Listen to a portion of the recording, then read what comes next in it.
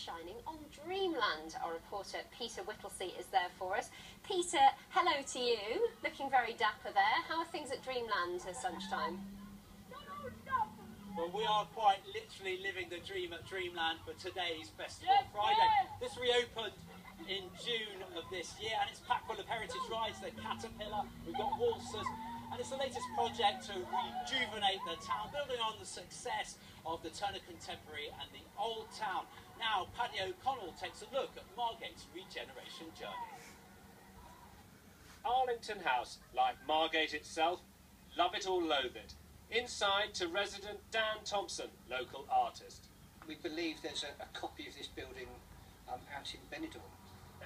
Where would you rather be? Be honest. I'd rather be in Margate. Would you really? I would. Because Margate is a Marmite place, much like the building. It is. Again, people love or hate Margate. So Dan showed me the original plan, and this zigzag was known as the indoor balcony. And when you look out here, every flat's got a view of the sea. It's a town that at the moment feels really exciting. There's an edge here. There's stuff happening. This is my dog Bob. We're off to the place where nothing is happening, where Margate needs work.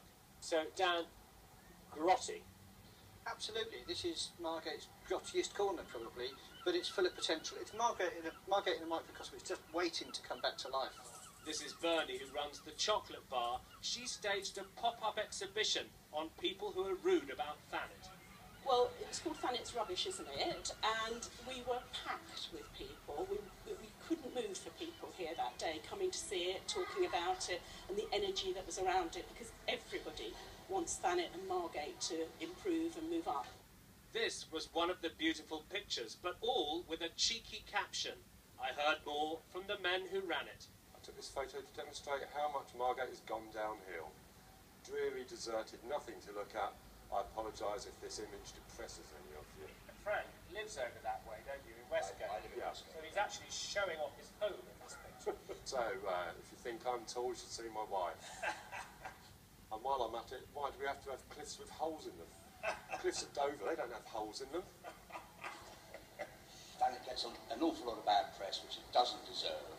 Every place has its great parts and its terrible parts, but in the main, this is a fantastic place to be. Together they run this Facebook group which you can send your pictures to. Like Margate itself, Dreamland is not yet perfect, but it's far from a nightmare. Paddy O'Connell, South East Today, Margate.